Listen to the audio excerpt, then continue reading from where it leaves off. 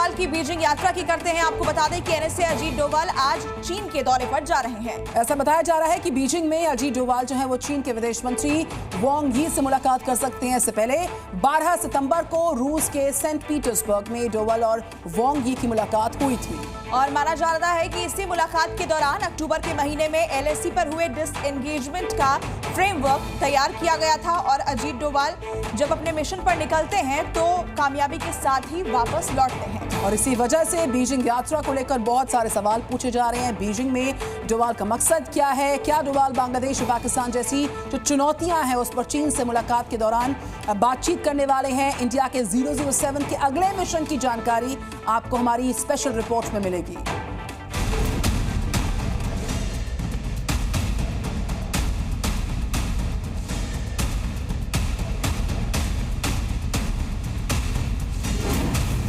3 बार मोदी सरकार और तीनों बार एनएसए बने अजीत डोभाल। ये एक तथ्य ही बता देने के लिए काफी है कि प्रधानमंत्री मोदी के मिशन भारत में अजीत डोभाल कितनी अहम भूमिका निभाते हैं।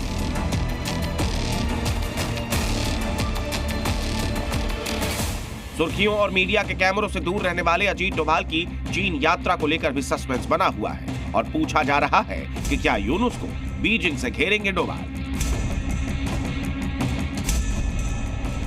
मुमकिन है कि चीन में डोभाल बांग्लादेश से जुड़े मुद्दों को भी उठाएंगे, क्योंकि बांग्लादेश की यूनुस सरकार का एंटी इंडिया एजेंडा बारूद का एक ऐसा ढेर बन चुका है जो कभी भी फट सकता है।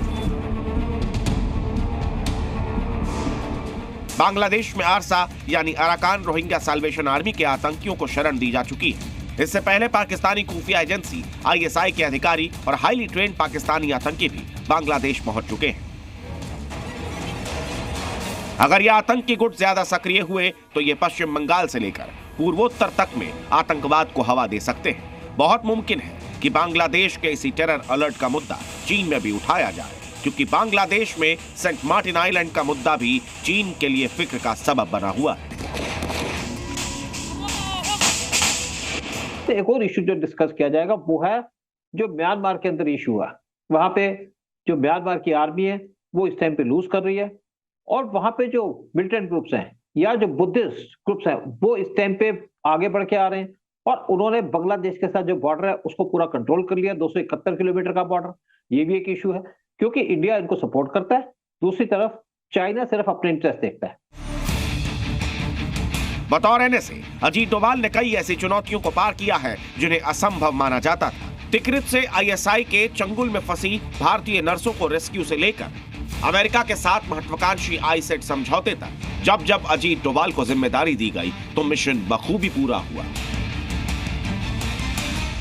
जो बांग्लादेश के अंदर सिचुएशन है उसको भी डिस्कस किया जाएगा और जिस तरह से हिंदुओं पे अटैक हो रहा है उसको भी डिस्कस किया जाएगा। साथ में डिस्कस किया जाएगा सेंट मार्टिन का आइलैंड का इशू, क्योंकि ना तो इंडिया चाहता है ना चाइना चाहता कि यूएस यहाँ पे अपनी बेस बनाए। और एक और बात होगी कि चाइना भी अब चाहेगा कि मोहम्मद यूनुस जो सीएए के पिट्ठू हैं उनको छोड़ करके बांग्लादेश के अंदर शेख हसीना पावर में आ जाए।